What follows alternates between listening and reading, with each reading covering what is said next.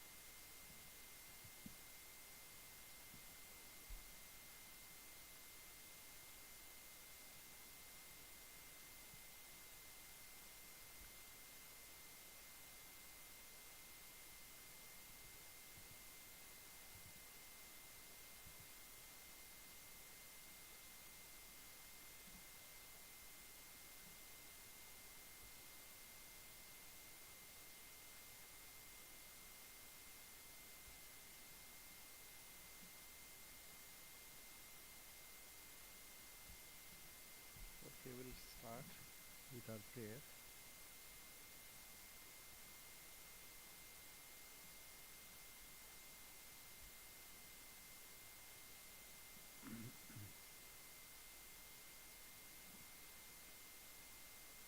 Sri Gurubhyo Namaha Harihi Om.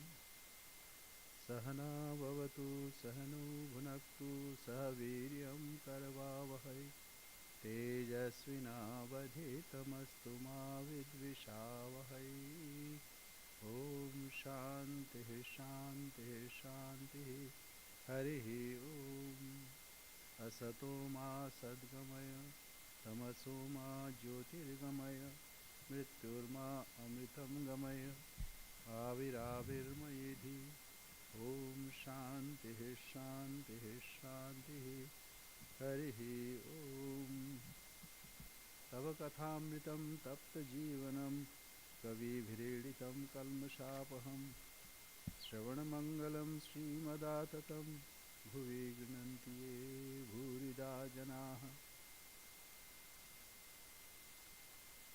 May we be protected, may we be nourished, may we study with energy and vigor, may our study be enlightening and not give rise to hostility. Om peace, peace, peace. Lead us to truth and not to untruth. Lead us to enlightenment and not ignorance. Lead us to immortality and not death. Let the self-manifest Atman grow in me. Om peace, peace, peace. Your nectar-like words and warm and inspiring life stories, eulogized by learned sages, are indeed eradicator of roots of ignorance.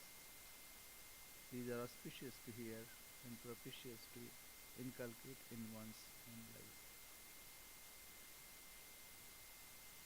Those who take these words to the world are indeed great benefactors of the world. We are studying the life story of Mother Sarada Devi, Sri Sarada Devi, and her divine play. You know, in Mahabharata there is a story when 5 Pandavas, 5 brothers, Yudhishthir, Bhima, Arjuna, Nakul and Sahadev, and their mother Kunti Devi, they were roaming in forest. So it's in Vanaparva. So one day they got thirsty, and then they sent for some water to Nakul and Sahadev gradually. And first Sahadev, and he did not return, then Nakul, and then Arjuna, and then Bhima. Ultimately, when Yudhishthir went there, he found all 4 brothers dead. And then he also wanted to drink water. But Yaksha, one divine being, asked a question, that you answer my question first. If you don't answer my question and drink water, then you will be dead.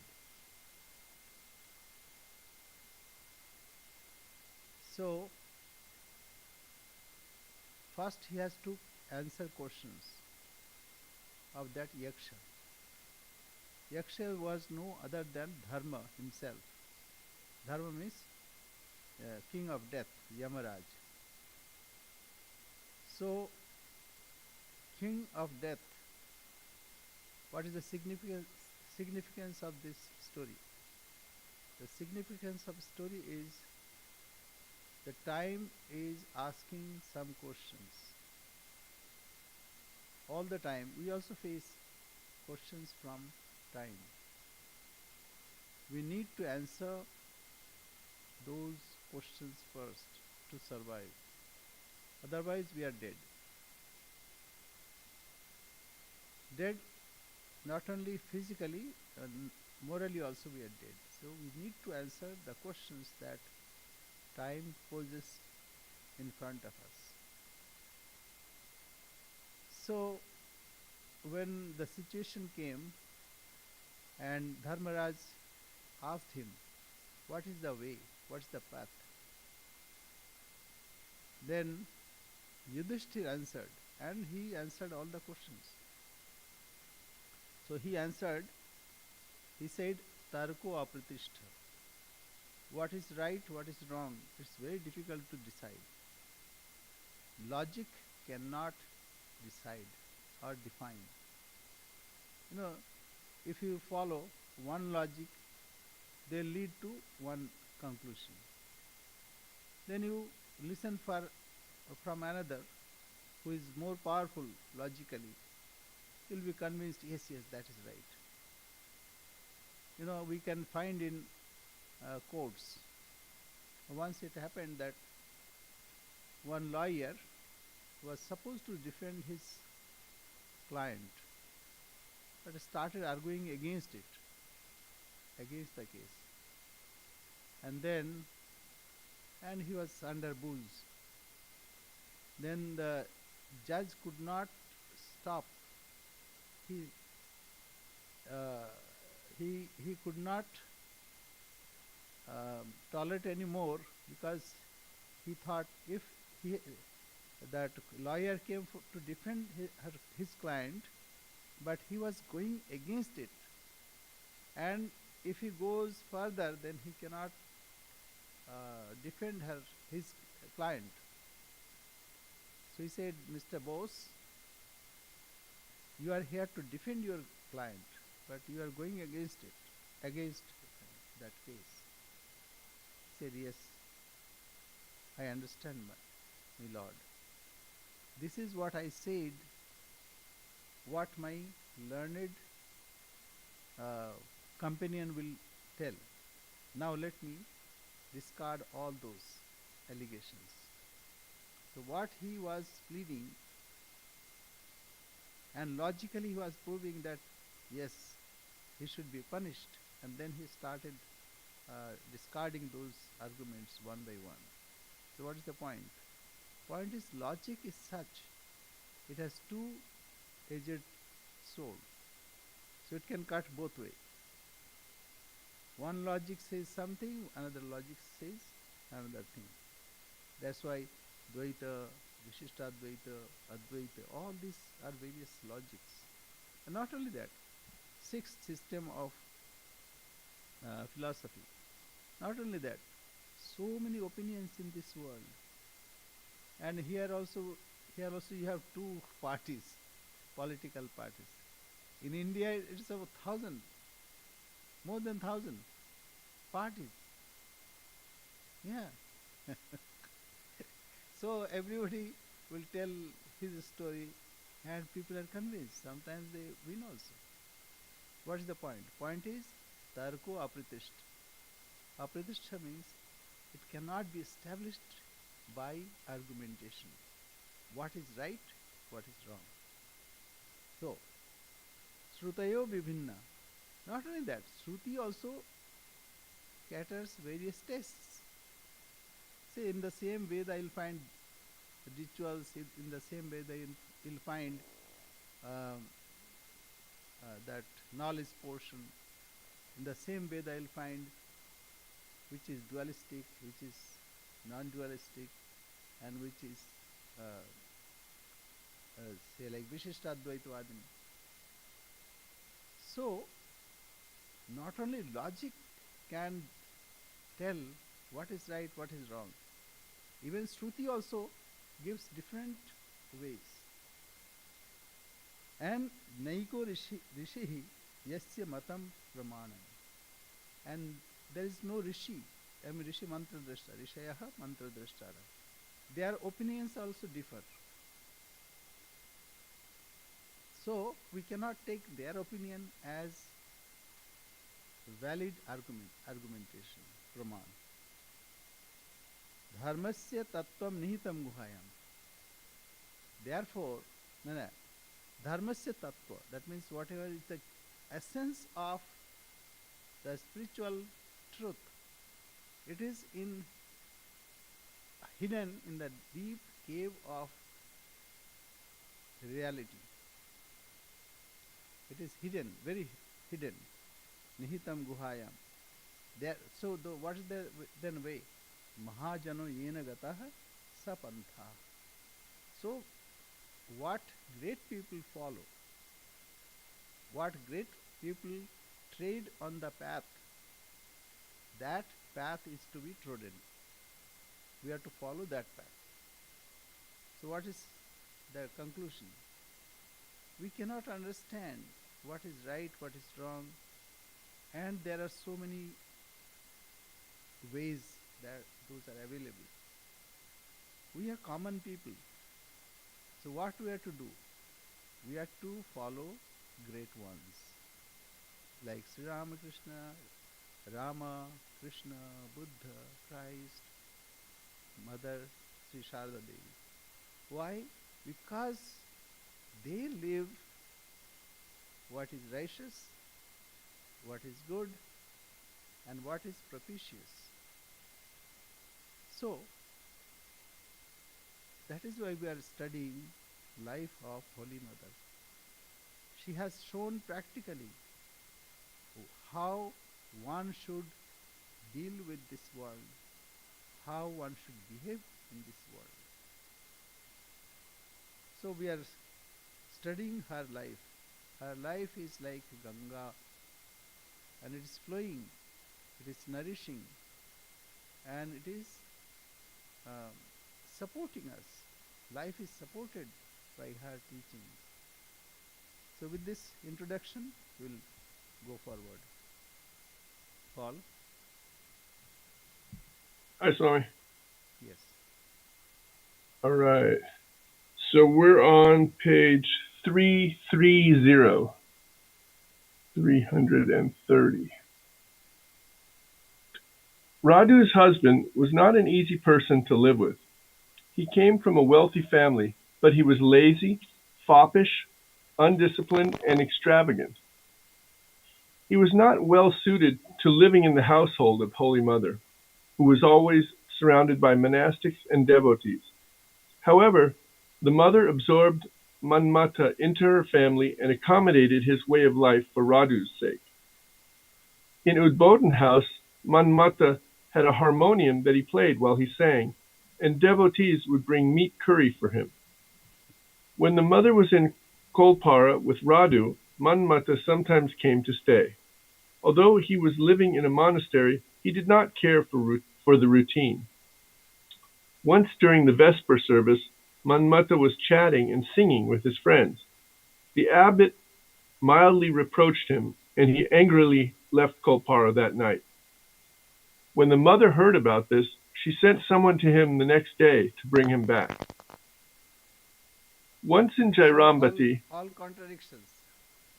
So it is difficult to decide what to do. And mother has to accommodate all. So in one side we can see Brahmagyanis, and other side all the worldly people, all kinds of worldly people. And mother dealt with them deftly and also efficiently. Yes. once in Jairambati, Manmata asked Holy Mother to give him 200 rupees to pay his property tax, or his estate would be auctioned. The mother did not have that much money. She lived on donations from devotees. Nalini saw how anxious Holy Mother was, so she suggested that some of Radu's jewelry be pawned to raise the money. The mother followed Nalini's advice and took 2 pieces of Radu's jewelry to Yogindra Biswas, the village mailman, who also made loans. He was very surprised that Holy Mother had come to him to borrow 200 rupees.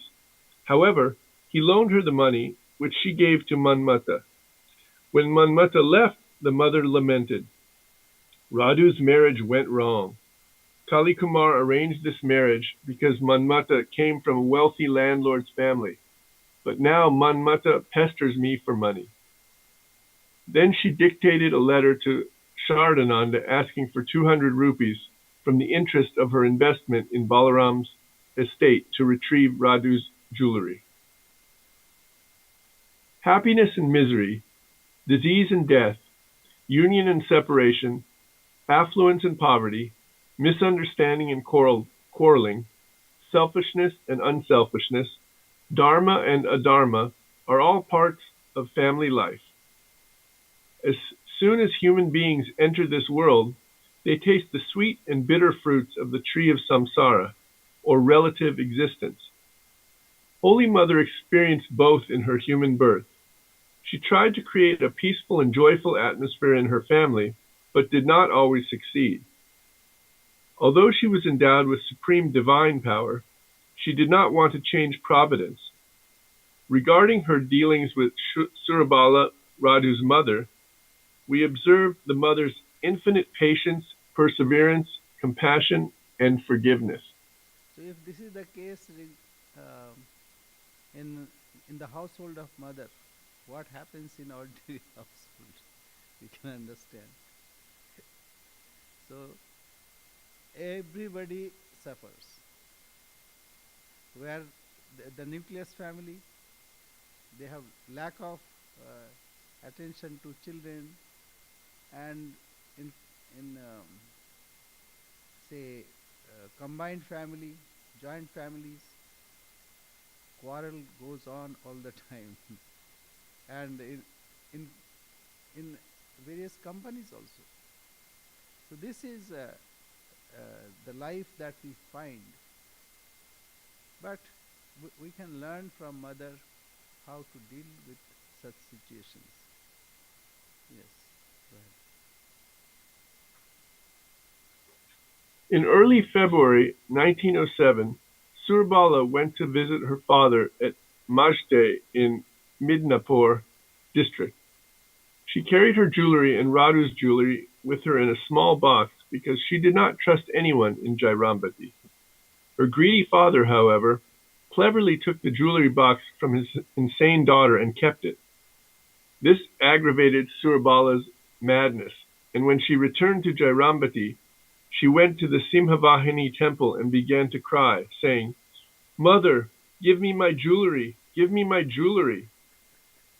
It was evening and Holy Mother was talking with Ras Bihari, Swami Arupananda.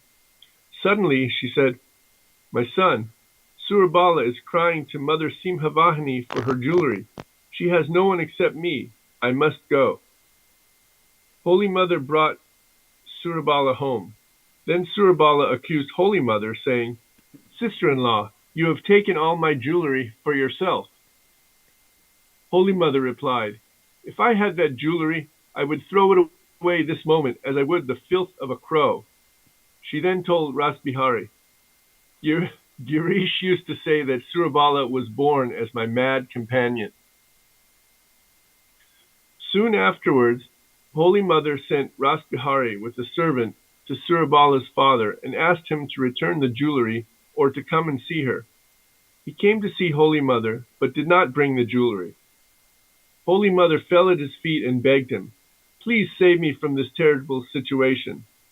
But the old Brahmin did not relent. Finding no alternative, Holy Mother wrote a letter to Shardananda informing him of the matter. The Swami consulted with M. and Lalit Chattopadhyay, and both agreed to help. Before leaving Calcutta, Lalit obtained a letter from the high-ranking police officer. Lalit and M first went to Jairambati. Dressed in a western suit, Lalit went to the Badanganj police station by palanquin and showed the letter to the officer in charge. Accompanied by a few constables, he then went to Surabala's father, acting as if he were a high-ranking police officer. Incredible. Holy Mother was very confused lest Lalit humiliate the old Brahmin, so she made certain that M followed him. Before evening, M and Lalit returned to Jairambati with Surabala's father and the jewelry box, which he handed over to Holy Mother. Although the episode ended there, Holy Mother became very sick that night with terrible dizziness. When asked about the cause of her illness, she replied, "When they left to collect the jewelry, I had severe anxiety lest that old Brahmin be humiliated, and that caused this dizziness." So perfect drama. Yes, go ahead. Nothing to explain. On 11 February 1913, Holy Mother was at Udbodhan House and Surabala's abuse reached its limit. Surabala complained that the mother had used drugs to hold her daughter captive, and that she spent money on her other relatives without saving anything for her daughter. Holy Mother said to her, "Do not regard me as an ordinary human being. You did not abuse me alone, but my father and mother also. I do not take offense. I say to myself that these are mere words. If I were really offended, then who would protect you? As long as I am alive, things will be well with you. Your daughter will remain yours. I shall look after her as long as she cannot stand on her own feet. Do you think I have any Maya? This very moment I could cut all attachments. Some day I shall vanish like camphor in the air, and you will not even know it. Surabala then changed her tone and said, When did I show disrespect to your father? I never did. All I meant was that if you want to give something to a person, you give him everything. Surabala wanted the mother to leave everything to Radu. Holy Mother told her, I have a childlike nature. I don't have a calculating mind. I give to any person who wants my help. After her bath, the mother would pray, O Divine Mother, please do good to all beings. Surabala used to scold and say all sorts of things to the mother, but the mother ignored them. One day Surabala said to the mother, You are a Sarvanashi. Sarvanashi, that means you destroy everything. Sarvanashi. That means Sarvanashi. The kind of abuse.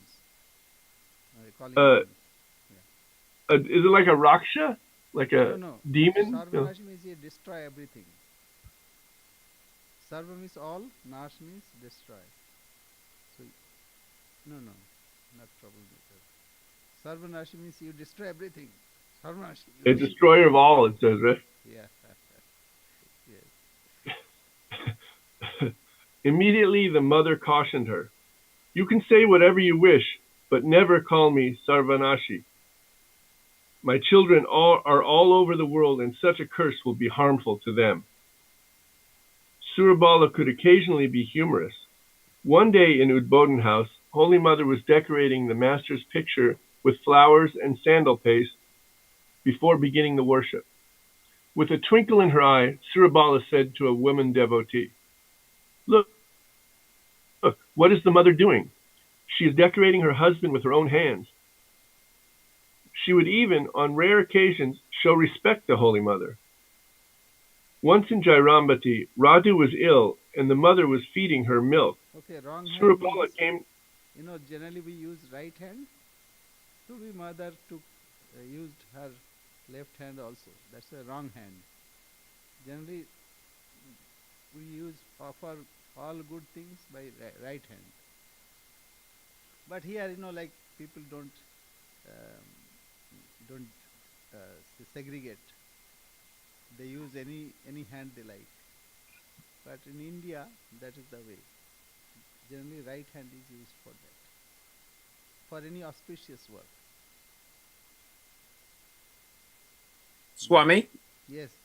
I have a question about the father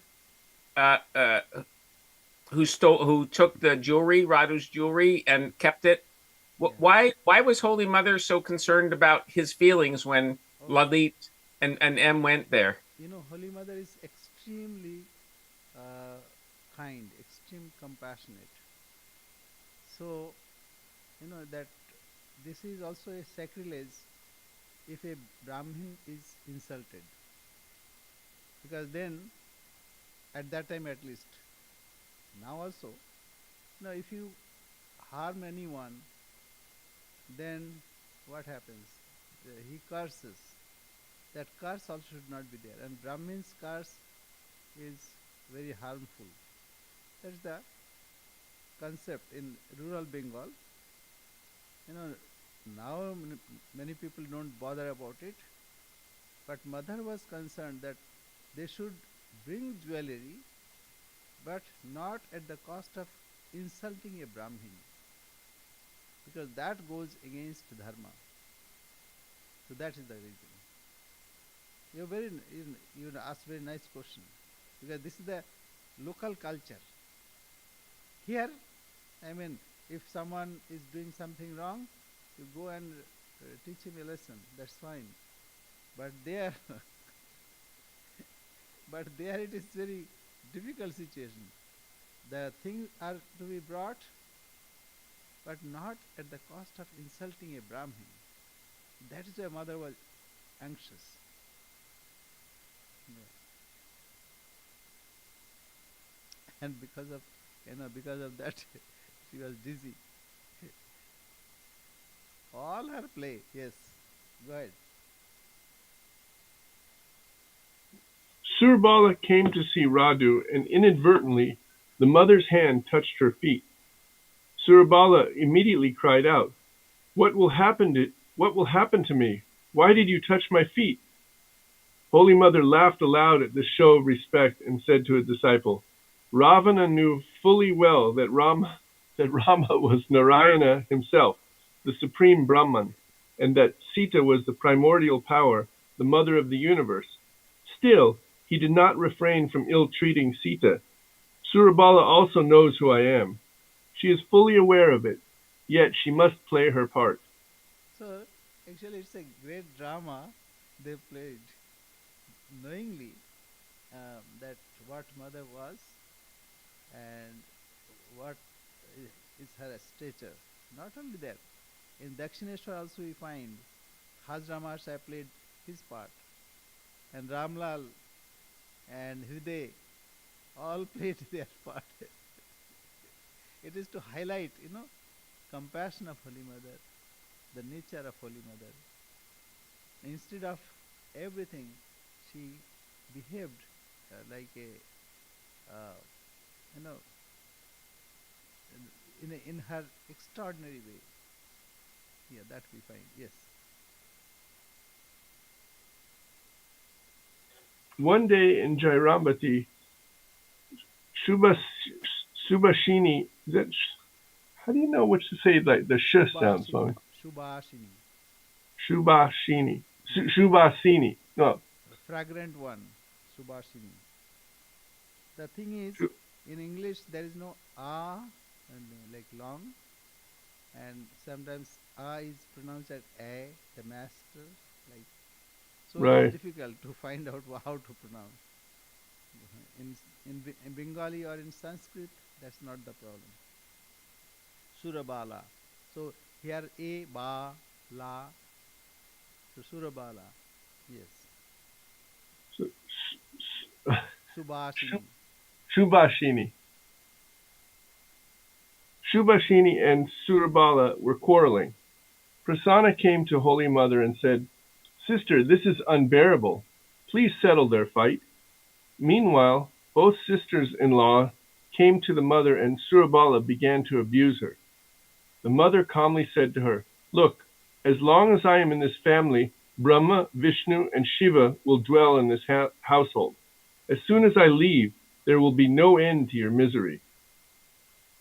Tormented by her insane sister-in-law, Holy Mother once remarked, "My mind is eager to soar high into a spiritual plane. I feel compassion for them and keep it down.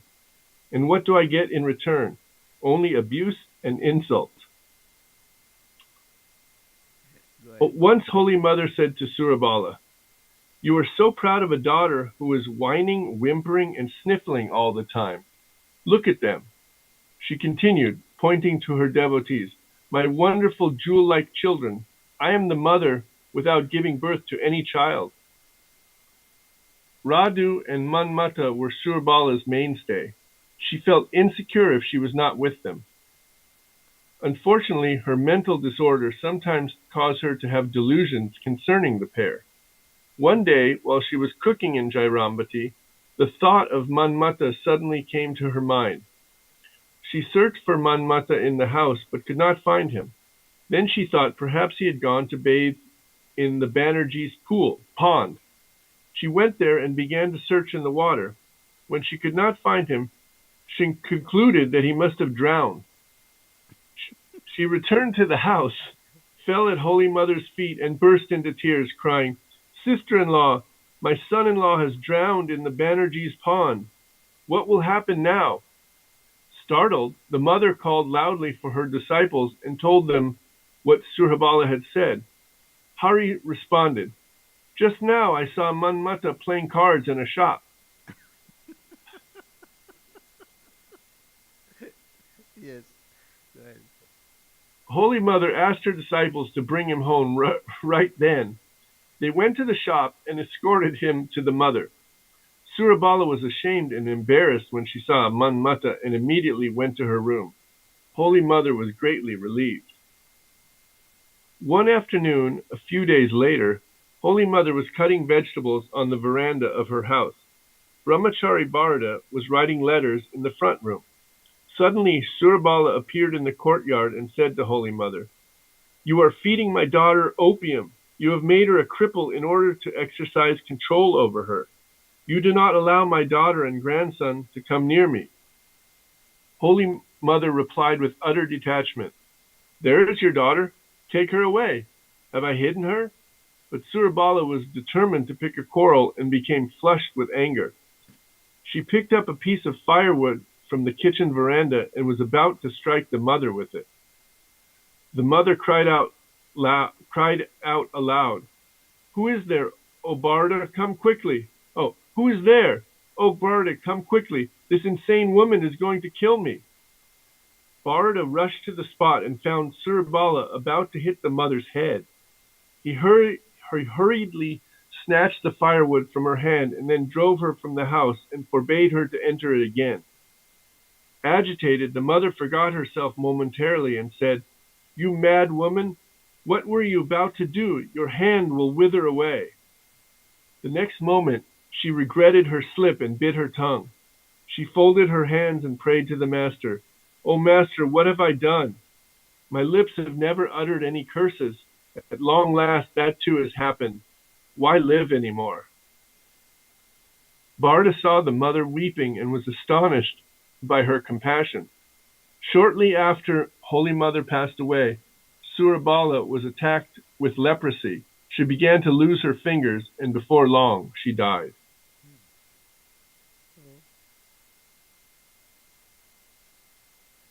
So, same Holy Mother, when Harish chased her, she manifested her Bagala form. Bagala is one of the Dasha Mahavidya, and took the tongue of Harish and beat him. Same mother, but she did not do anything here. Only this curse came out, and it is karma. This is to be understood.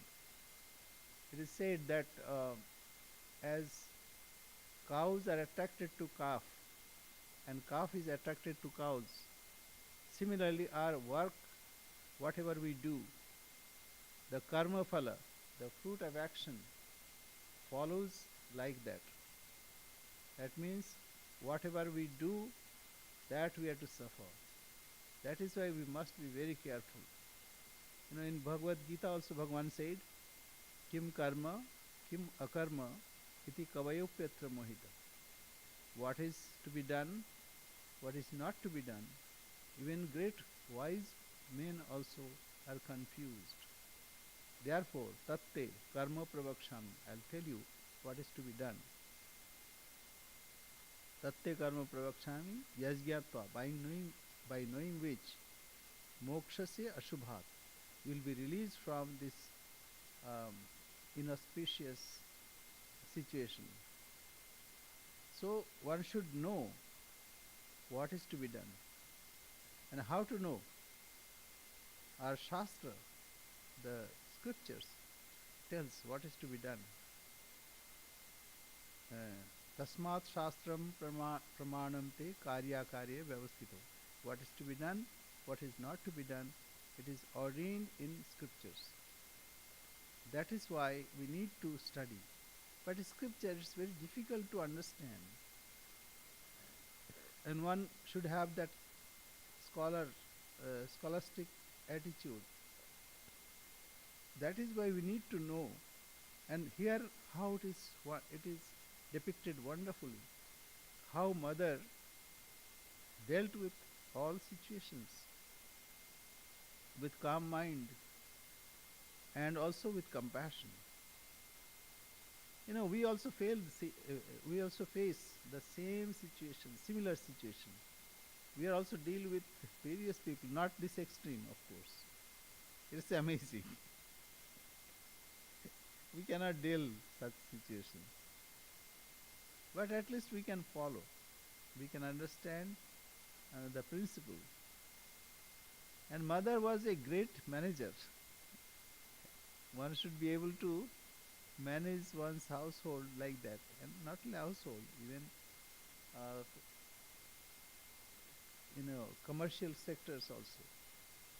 How to keep everyone together, how to deal with all with equanimity and also poise. That one has to learn from mother. Yes, go ahead.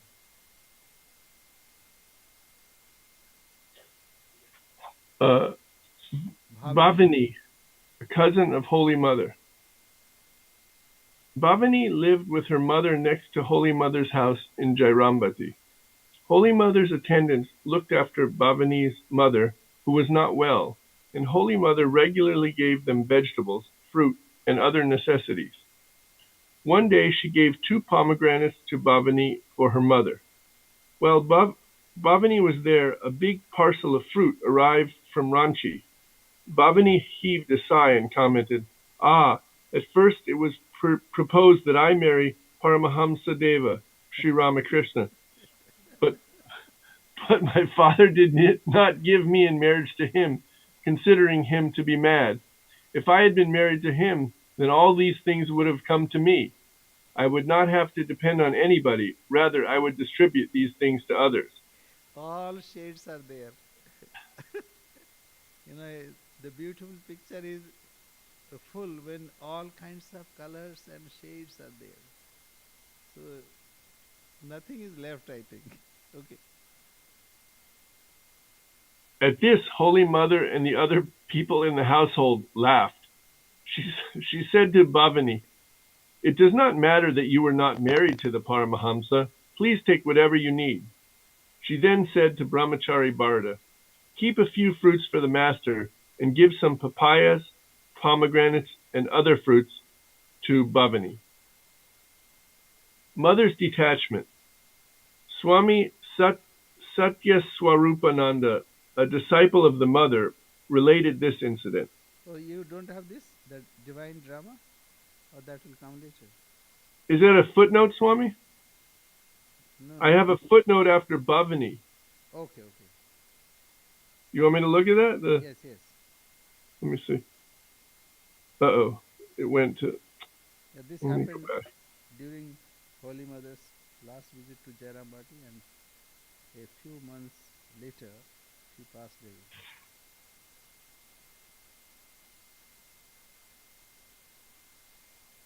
The divine drama.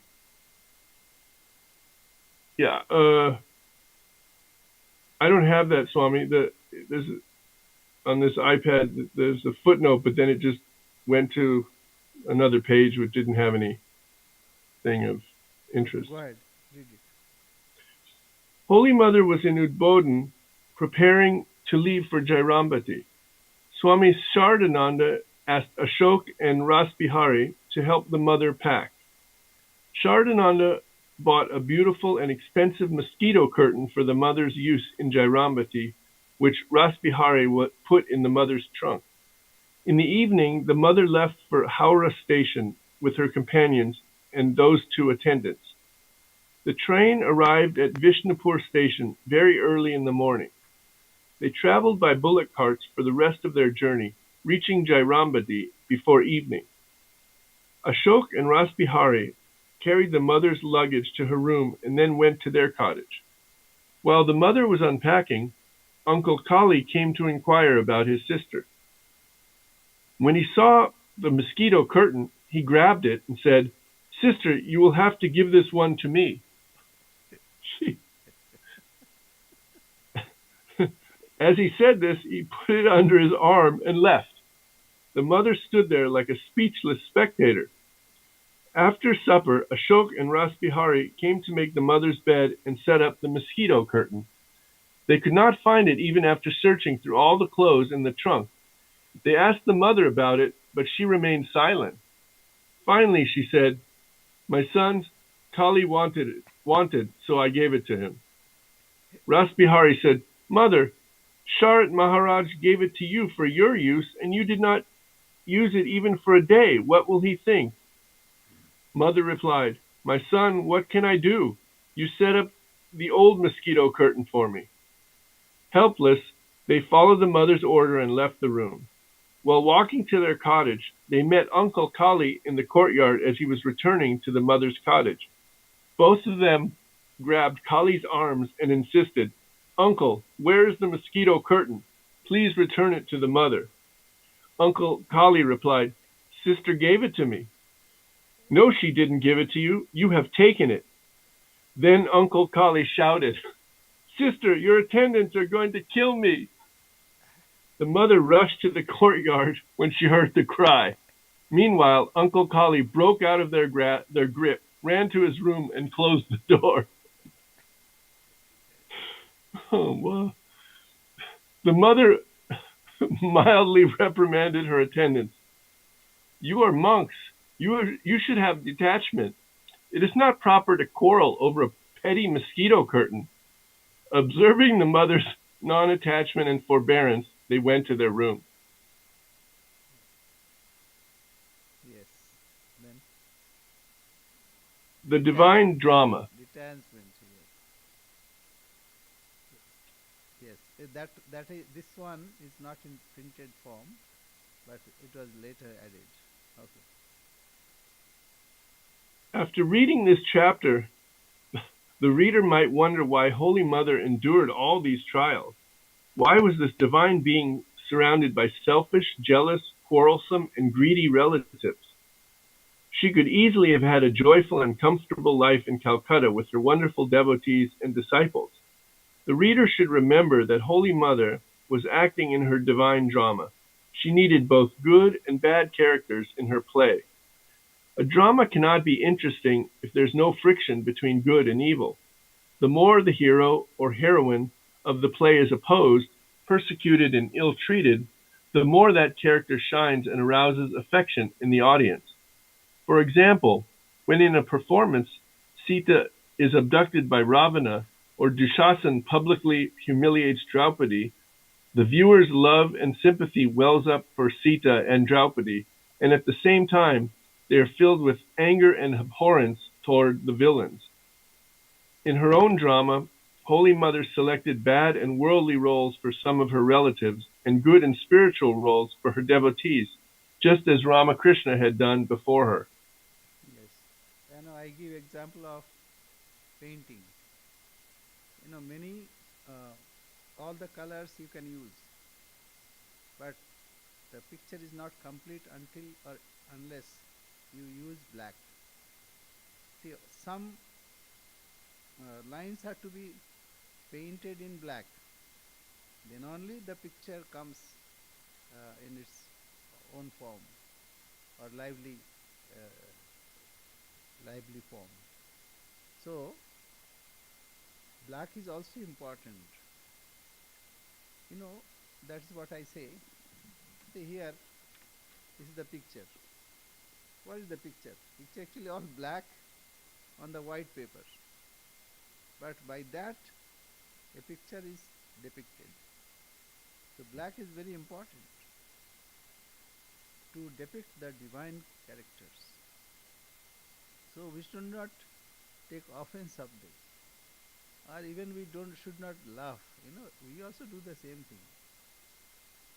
And Holy Mother, by her compassion, forgives everything. Okay, we go forward. Is there time? Yes, time.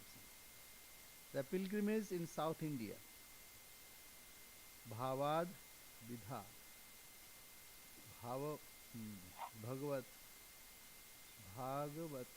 Bhagavatah Tirtha Bhutah Swayam Vibho Tirthi Kurvanti Tirthani Swanatha Swantatah Sthena Gadabhita Tirthin Kurvanti Tirthani Swantatah Sthena Jagathita. Okay.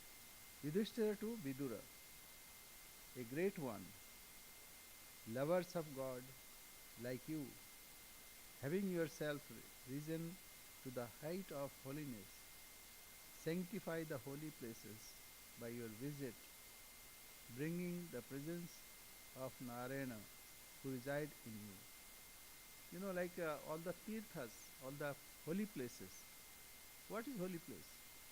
We go to Dakshineshwar, we go to Belur Math. What is there? Same building like this, there also same building. But what is the difference? The difference is association, holy association with those. Where Sri Ramakrishna stayed, that's a holy place. You know, Sri Ramakrishna went to Vrindavan, brought some dust from there, and is sprinkled in Panchavati. And he said, now this place is Vrindavan. So, a place is holy because of holy association. You know, it is said Ganga cleanses all the sins. But what happens if you wash all the sins to one water body? That water body is polluted. That is why Ganga had this boon that great ones will come and touch you to purify yourself. And that is why, you know, Kumbh Mela, the holy fair that happens after 12 years in India. All the monks and great ones come, take bath in that. So with their touch, even Ganga becomes purified. So holy association is important. And we go to various holy places to have that vibe from those places, which is gathered in course of time. Like Sri Krishna, where Sri Krishna lived, that place is holy. So we go there. And Varanasi, so many devotees go. Even this time I went there. You know, it is chaotic. All that side is chaos. There is no traffic in order like this here we find.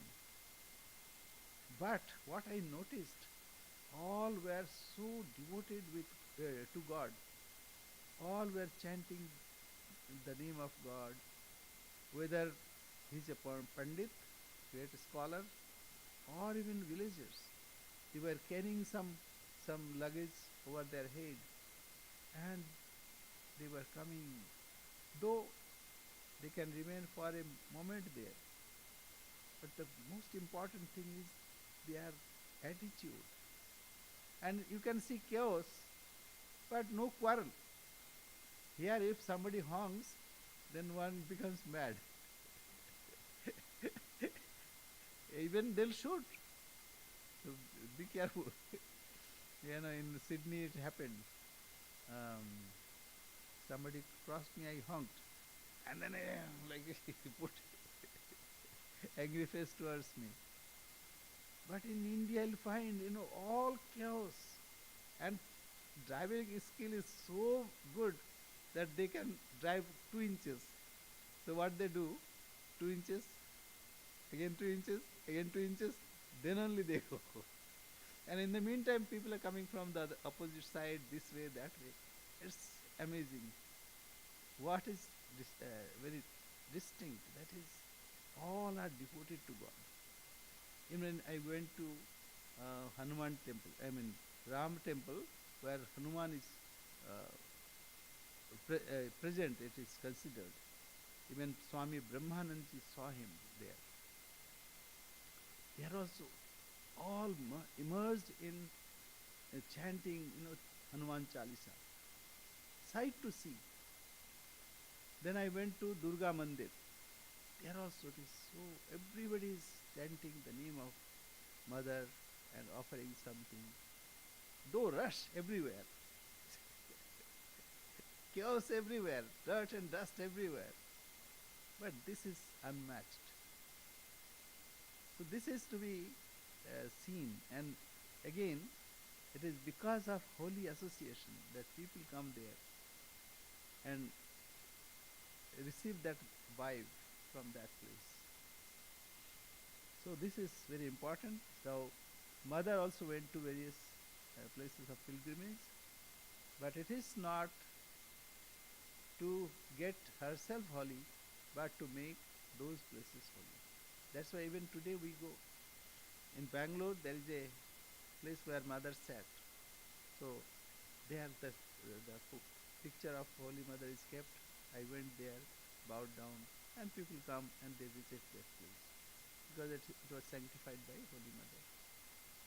And not only that, in Rameshwaram, and it's a beautiful temple and very big temple. It's a wonder. One of the wonders. Such a wonderful temple. There also, Mother remembered about her incarnation as Sita. When Shiva was worshipped, she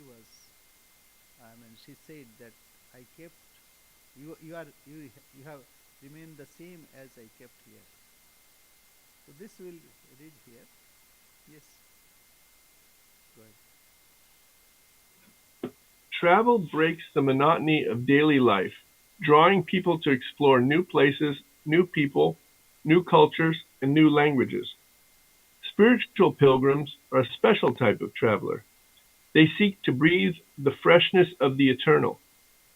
Pilgrims travel to broaden their outlook and education, destroy their self-centeredness and narrowness, eradicate their physical lethargy and mental laziness, and enhance their love and hunger for God. They get inspiration from the saints and sages who have resided in the holy places they visit, and they also come in contact with many other seekers of God. The ancient sages remind us that all people are pilgrims, and this world is but a temporary place for pilgrimage. We must live here as pilgrims without worldly attachments and must always go onward towards the goal. Pilgrims understand this. The world is a bridge. Pass over it, but build no house upon it. The longest journey is the journey to the inmost self. Holy Mother had completed her inward journey when she was young, but after the Master's passing away, she began to travel in India to distribute her spiritual treasures. It had not been possible for Ramakrishna to travel far because he was in an ecstatic state most of the time. Generally, people go on a pilgrimage to purify themselves and attain virtue, but spiritual giants like Holy Mother and the Master went to purify those places of pilgrimage and make them holy. When sinners bathe in the Ganges, the goddess Ganges absorbs their sins and makes them pure. However, when holy people bathe, she gains virtue and gives back peace and bliss. Holy Mother was so pure that the redeeming power of the Ganges, Yamuna, Saraju, Lake Pushkar, and Godavari increased 100-fold when she bathed in those holy waters. Yeah, so like here, Godavari also, that place, Holy Mother took bath in one ghat. So Holy Mother's picture and a statue is kept there. So people go there, bow down to her. So and Pushkar. Now near the Pushkar there is a temple also. She went to a hill, and there one of our centers installed a statue of Holy Mother. So all these are to purify. And Sri Ramakrishna also went to some pilgrim places like Varanasi, Vrindavan. So it's not that he was confined in Dakshineshwar only. Yes. Oh, yes, 5 minutes. Holy Mother traveled from Hardwar in the north at the foothills of the Himalayas to Rameshwaram in the south on the coast of the Indian Ocean, and from Rajasthan's Lake Pushkar in the west to Puri in the east on the Bay of Bengal. She traveled throughout India, covering Andhra Pradesh, Bihar, Karnataka, Orissa, Rajasthan, Tamil Nadu, Uttar Pradesh, and West Bengal. And this is not, new. This is age-old practice. When Shankaracharya, he also traveled all over or many places of India and established four mathas in four corners of India. So this way, the whole country is unified. Otherwise, in India we have 22 official languages, 22, and the vernaculars is about 1,650. Like so many languages, and not only that, languages, ethnicity. If you go to northeast, you'll find a different, um, say like a Mongoloid and various ethnic groups. So all live together and peacefully. From here, people try to blame India, but if you go to India, and the complexity within that, they are living peacefully. In all society we find some problems, some difficulties, and there are also some difficulties and problems are there. But compared with others, they live happily. So it is because it is not one time. Even this Kumbh Mela, people will come from all over the country and meet there and camp there for a month.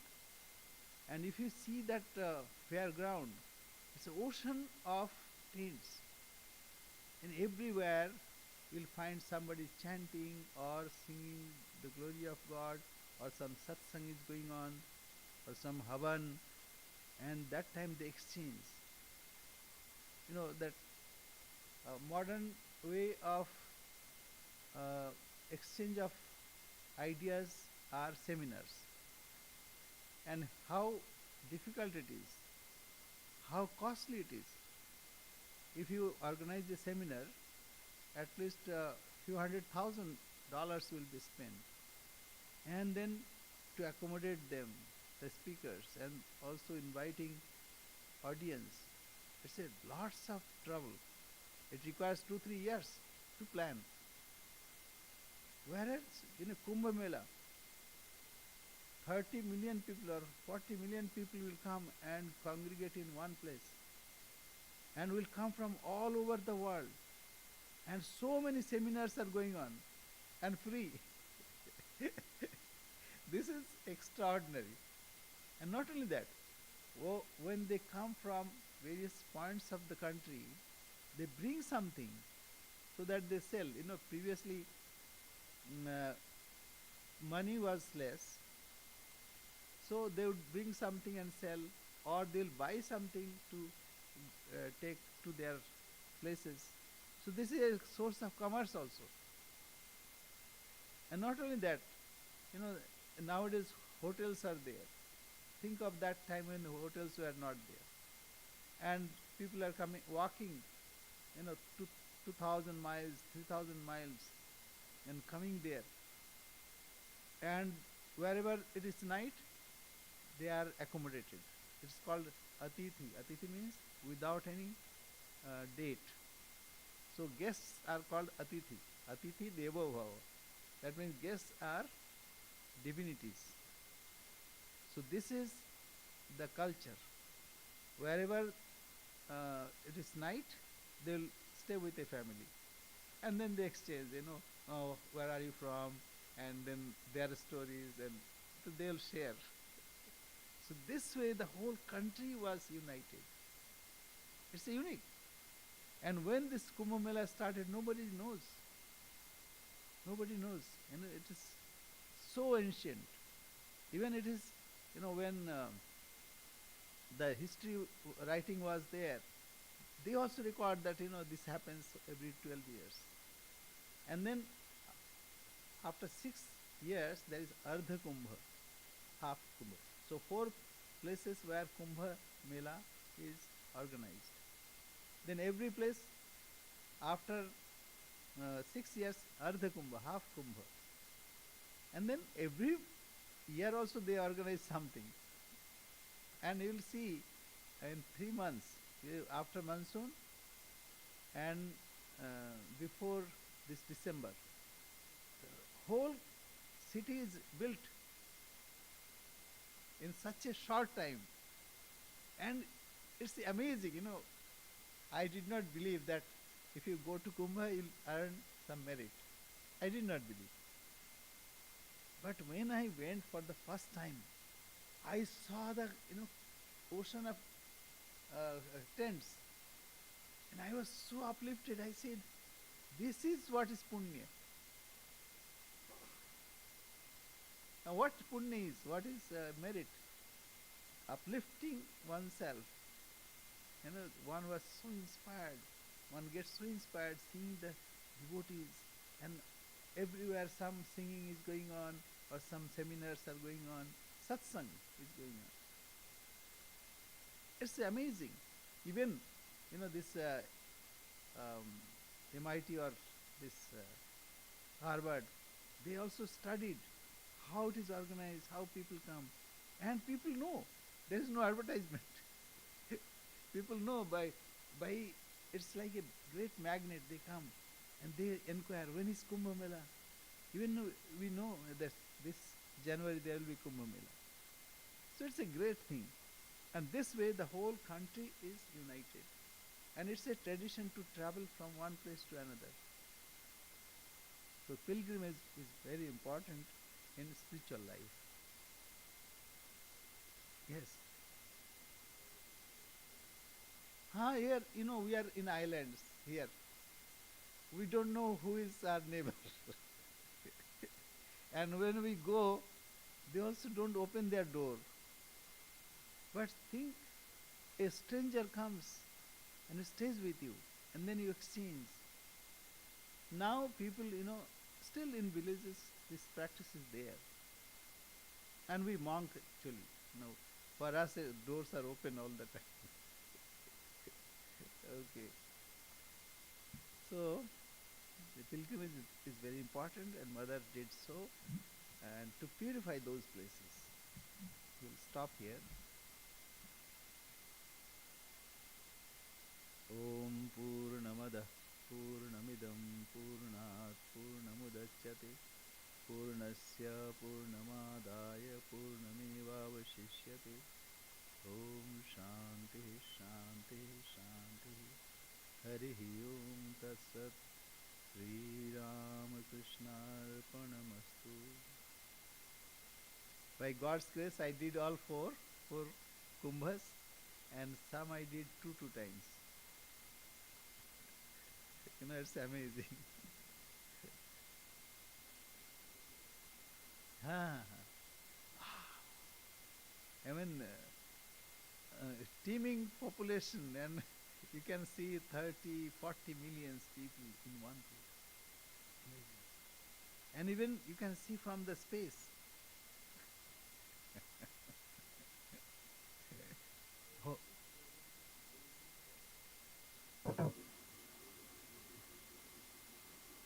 Jai Mas. Any question? No question. That's good. Okay, thank you very much. Jai Ma. Pranam Swami Ji, Pranam. Namaste. Are you going to Kumbh this time? No, Swami Ji, it's very difficult. Yeah. Okay. Yeah, take care. Thank you. Thank you, Swamiji. Eh? Said something? Oh, thank you. Thank you, Swamiji. Thank you. Okay. Jai Pranam, Ma. Swamiji. Jai Ma, namaste, namaste. Pranams Maharaj.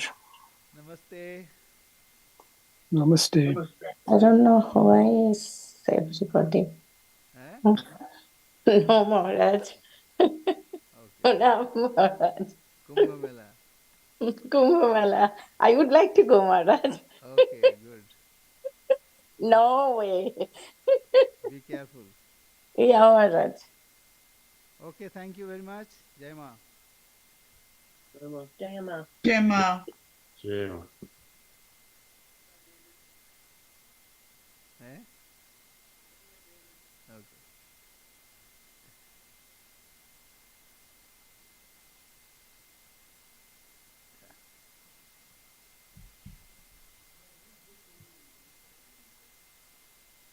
Sri Sarada Devi and her divine play.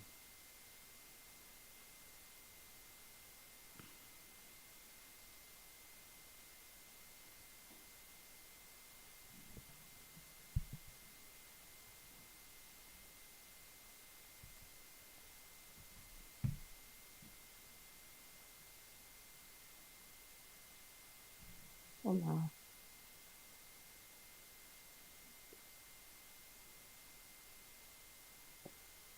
Sarada গেছে দেখো।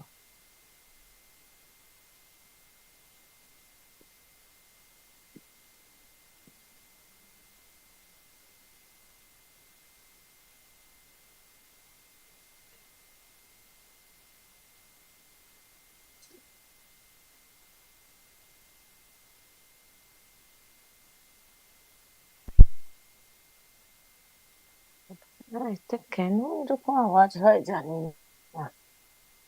খুব